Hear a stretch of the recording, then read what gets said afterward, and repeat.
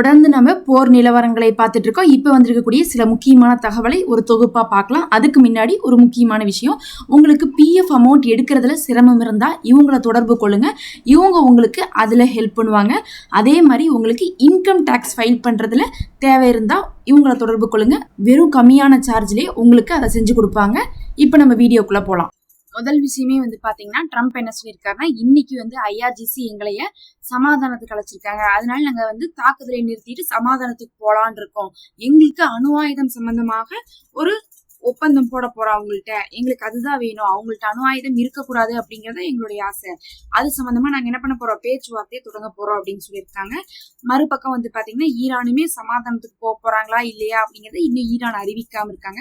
ஆனா கத்தார் என்ன பண்றாங்க, முந்தி அடிச்சுட்டு வேலை செய்யறாங்க. ஏன்னா சமாதானம் வந்தாதான் நமக்கு பிசினஸ் நடக்கும். இல்லாட்டினா நமக்கு மத்திய கிழக்குல ஒன்னும் நடக்காதுன்னு அவங்களுக்கு நல்லாவே தெரியும்.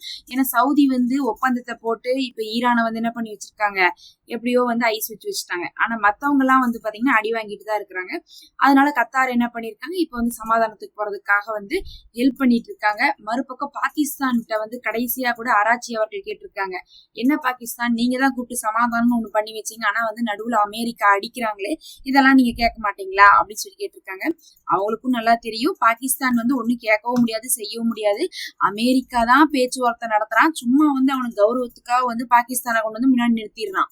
நேரடியா போய் கெஞ்சறதுக்கு பதிலாக பாகிஸ்தான் தான் கேட்டுக்கிட்டாங்க, பாகிஸ்தான் தான் உலக அமைதிக்காக ஆசைப்பட்டாங்க அப்படி இப்படின்னு சொல்லி இவனுங்க போய் என்ன பண்ணாங்க, சமாதானத்துக்கு போனாங்க. இப்ப மறுபடியும் தாக்குனதுக்கு பிறகு பார்த்தா ஆராய்ச்சி அவர்கள் கேட்ட போது பாகிஸ்தான்ட்டு எந்த பதிலும் இல்ல, பாகிஸ்தானால எதுவுமே செய்ய முடியல. இப்ப மறுபடியும் சமாதானம்னு சொன்னோடனே இந்த கத்தாரும் பாகிஸ்தானும் சேர்ந்துதான் என்ன பண்ண போறாங்க, பேச்சுவார்த்தை நடத்த போவதாக சொல்லியிருக்காங்க. இந்த பேச்சுவார்த்தை நடக்குமா இல்லையாங்கிறது எப்ப நம்ம தெரிஞ்சுக்கலாம்னா, மக்கள் எல்லாம் இப்ப எதிர்க்கிறாங்க பேச்சுவார்த்தைக்கு போகாதீங்கன்னு சொல்லி. ஐஆர்ஜிசி என்ன பண்றாங்களாமா, அங்க இருக்கக்கூடிய கவர்மெண்ட் கிட்ட நம்ம பேச்சுவார்த்தைக்கு போக வேணா, தாக்குதல் நடத்தலாம் அப்படிங்கிற மாதிரி தான் சொல்லிட்டு இருக்காங்க. ஆனா இன்னைக்கு ட்ரம்ப் சொல்லும் போது ஐஆர்ஜிசி தான் எங்களை அழைச்சிருக்காங்க அப்படிங்கிற மாதிரி சொல்றாங்க.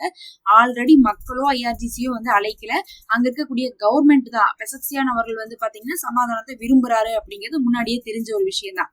ஆனா இப்ப பாத்தீங்கன்னா தகவல் மாறி வந்திருக்குது. இது உண்மையா இல்லையாங்கிறது ஈரான் வாய் திறந்தாதான் தெரியும். ஆனா சமாதானத்துக்கு போவாங்களான்னு கேட்டீங்கன்னா, போறதுக்கு ஒரு சில காரணங்கள் இருந்துட்டு இருக்கு.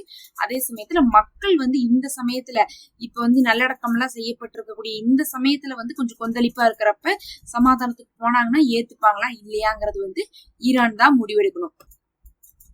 அடுத்து அப்படியே சமாதானத்துக்கு போனா பழைய ஒப்பந்தம் எல்லாம் அப்படியே இருக்கான்னு கேட்டா கிடையாது. அதையும் என்ன பண்ணிட்டாரு, ட்ரம்ப் சொல்லிட்டாரு, அவ்வளவுதான், எங்களுக்கும் அவங்களுக்கும் இருக்கக்கூடிய சீஸ்ஃபயருக்கான ஒப்பந்தம் எல்லாம் முடிஞ்சிருச்சு, மறுபடியும் முதல்ல இருந்து நம்ம நிபந்தனைகளை பேசலாம். போன தடவை பேசின 10 நிபந்தனைகள் 14 நிபந்தனைகள்னு சொல்லிட்டு அதெல்லாம் எடுத்துட்டு வராதீங்க, இந்த தடவை மறுபடியும் முதல்ல இருந்து நாங்க நிபந்தனை கொடுப்போம் இருக்காங்க. இவங்க திருந்தவே மாட்டாங்கன்னு தான் சொல்லணும். அந்த நிபந்தனைகளுக்கு ஒத்து வராமதான் ஒவ்வொரு தடவையும் மாசக்கணக்கா இழுத்திருக்காங்க.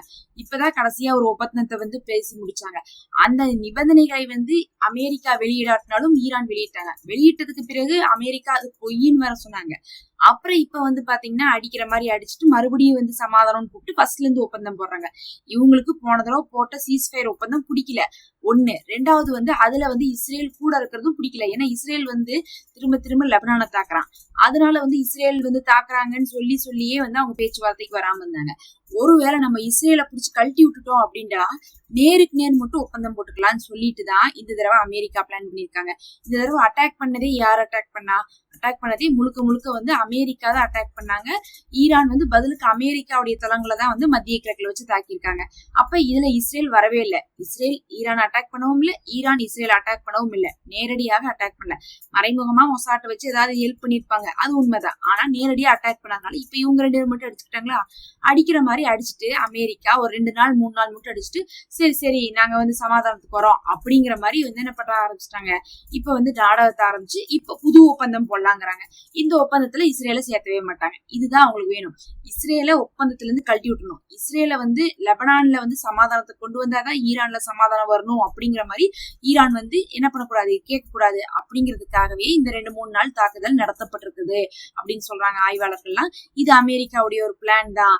இஸ்ரேலை கழட்டி விட்டு ஈரானுக்கும் அமெரிக்காவுக்கும் நேரடியா ஒப்பந்தம் போட்டுக்கிட்டாங்கன்னா அமெரிக்கா திருப்பி போய் அடிக்கிறதுக்கு எந்த அவசியமும் இல்லை. பொதுவாவே வந்து அமெரிக்காக்காரன் ஒரு தடவை விட்டுட்டானா விட்டுருவான். இந்த ரெட் சீல வந்து பாத்தீங்கன்னா எப்ப அந்த தாக்குதலை நிறுத்திட்டு போனாங்களோ இன்னைக்கு வரையும் அதுக்கப்புறம் வந்து ரெட் சீல அடிக்கல. ஆனா இந்த இஸ்ரேல் மட்டும் காசால நிறுத்தினேன்னா அடிக்கிறான், அதுக்கப்புறம் வந்து சிரியால நிறுத்தினேன்னா அப்பப்ப அடிக்கிறான், ஈராக்ல தாக்குதல் நடத்துவான், அது இல்லாம வந்து பார்த்தா லெபனானு, இன்னும் ஈரான்னு சொல்லிட்டு எல்லா பக்கம் அடிச்சுட்டே தான் இருப்பான். அப்ப பேச்சு மாத்தி வேலை செய்யறது இஸ்ரேல் தான். அவனை நம்ம ஒப்பந்தத்துல இருந்து ரிமூவ் பண்ணிடலாங்கிறதுக்காகவே இந்த ஒரு நாடகத்தை வந்து சாதுரியமா போட்டிருக்காங்க.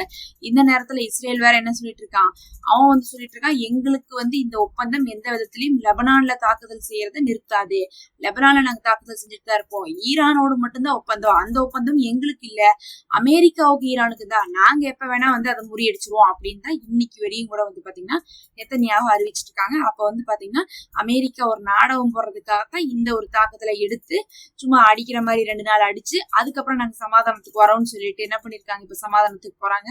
பாக்கலாம் இதை ஈரான் அக்செப்ட் பண்றாங்களா இல்லையான்ட்டு. அமெரிக்காக்கு இப்படி இந்த மாதிரி 2 நாள் அடிச்சு சமாதானம் போறதெல்லாம் வந்து பாத்தீங்கன்னா ரொம்பவே ஒரு எக்ஸ்பீரியன்ஸான ஒரு விஷயம் தான். அதை தான் இப்ப அவங்க மறுபடியும் செஞ்சிருக்காங்க. அடுத்து அதே சமயத்துல F-16 ஒரு விமானம் வந்து பாத்தீங்கன்னா இப்போது வந்து தீப்பிடிச்சு கருகி இருக்குது. அது வந்து பார்த்தா மத்திய கிழக்குல இருந்து ஈரான் அட்டாக் பண்றதுக்காக ரெடி பண்ணப்பட்ட F-16 விமானமாக இருக்கு.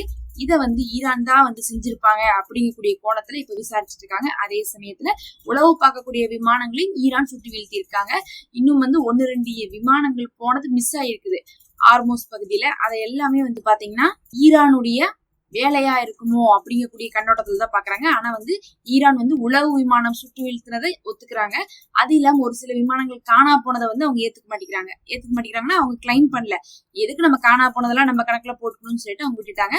அப்படின்னா இவங்க வந்து மறைமுகமா அதை அடிச்சிருக்கலாம், கடத்தி இருக்கலாம், ஹேக் பண்ணி இறக்கி இருக்கலாம். இருந்தாலும் அதை வந்து அமெரிக்கா கண்டுபிடிக்காத வரையும் என்ன பண்ணல, இவங்க வந்து அதை வந்து ஒத்துக்காத மாதிரிதான் வந்து ஈரான் இருக்காங்க. அதே சமயத்துல போர் விமானங்கள் F-16 வந்து மத்திய கிழக்குல வந்து கற்று எரிஞ்சிட்டு இருக்குது.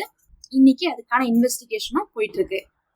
கடைசியா நேத்து வந்து பாத்தீங்கன்னா ஜும்மா நாள் என்ன பண்ணிருப்பாங்க, அக்ஸால தொழுக போயிருப்பாங்க. உங்களுக்கே தெரியும் அக்ஸால தொழுக போனா தொழுக விட மாட்டாங்க, தொழுகக்கூடிய இமாம வந்து கைது பண்ணுவாங்க. அந்த மாதிரி இமாம நேத்து என்ன பண்ணிருக்காங்க, கைது பண்ணிருக்காங்க. இவங்களுக்கு வேற வேலையே இல்லை, எத்தனை தடவை தான் அதுல இருக்கிற இமாம கைது பண்ணுவாங்களோ. ஏற்கனவே 2 தடவை ஒரு வயதான இமாம வந்து கைது பண்ணியிருந்தாங்க. இப்பவும் பாத்தீங்கன்னா வந்து என்ன பண்ணிருக்காங்க, கைது பண்ணிருக்காங்க. அங்க இருக்கக்கூடிய மஹ்மூத் அப்பாஸ் இதுக்கெல்லாம் கண்டனம் தெரிவிக்காம அங்கிருந்துட்டு ஈரான் பஹ்ரைனை அட்டாக் பண்ணுது, ஈரான் வந்து பார்த்தா அங்க இருக்கக்கூடிய குவைத் அட்டாக் பண்ணுதுன்னு சொல்லிட்டு கண்டனம் தெரிவிச்சிருக்காங்க. அங்க வந்து இந்த மஹ்மூத் அப்பாஸ் எதுக்கு இருக்கிறாருன்னே தெரியாது, அங்க இருக்கக்கூடிய வெஸ்ட் பேங்க் மக்களுக்கு ஒரு நல்லதும் செய்ய மாட்டாரு. 10வதுக்கு வந்து அக்ஸா புனித ஸ்தலமான அக்ஸாவிலேயே வந்து இமாம் கைது செய்யப்படும் போது கூட இந்த மஹ்மூத் அப்பாஸ் வாய் திறக்காம இருந்தா இவர்லாம் என்ன ஒரு முஸ்லீம்னு சொல்றதே தெரியல. இப்ப சவுதியில இருந்துட்டு சவுதியுடைய இமாம் கைது செய்யப்பட்டா எப்படி இருக்கும், கேட்கவே கொடுமையா இருக்கு. அந்த மாதிரிதான் வந்து பார்த்தா அக்ஸாவில இருந்துட்டே அந்த இமாம் வந்து இஸ்ரேல் ராணுவம் வந்து கைது செய்யாத இவங்க கண்டனம் கூட தெரிவிக்காம ஈரான் வந்து பாலஸ்தீனத்துக்காக ஆதரவாக வந்து போர்ல இறங்கி சண்டை போட்டு கடைசியில இப்ப ஈரான் மேல வம்பு திரும்பி நிக்குது. அந்த நேரத்துல கூட மத்திய கிழக்கு நாடுகள்ல அமெரிக்காவுடைய தளங்கள் அடிக்கப்பட்டதுக்கு கூட வந்து பாத்தீங்கன்னா இப்போது மஹ்மூத் அப்பாஸ் கண்டனம் தெரிவிச்சு வச்சிருக்காரு. கண்டனம் தெரிவிச்சது மட்டும் இல்ல, இப்ப காசால மறுபடியும் வந்து இந்த ஆட்சியை வந்து அவங்க விட்டு கொடுத்ததுக்கு பிறகு மஹ்மூத் அப்பாஸ் கையில நீங்க ஆட்சியை கொடுக்காதீங்கன்னு சொல்லியிருந்தாலும் கூட இப்ப அங்க வரக்கூடிய தேர்தல்ல மஹ்மூத் அப்பாஸ் நிக்கிறாரு எலெக்ஷனுக்கு. இன்னுமே இவருக்கு அந்த பதவி ஆசை வந்து என்ன பண்ணல, போகல. வெஸ்ட் பேங்க்லயே இருந்து இவர் ஆட்சி செய்யறேங்கிற பேர்ல அடிமையா இருக்காரு. காசாவிலையும் நீ அதே அடிமையத்தை நான் செஞ்சு தரேன் அப்படிங்கிறதுக்காக எலெக்ஷன்ல நின்று இருக்காங்க. இதை வந்து பாத்தீங்கன்னா போராளிகள் வன்மையாக கண்டிச்சிருக்காங்க. இதெல்லாம் தான் இப்ப வந்து முக்கியமான தகவல்.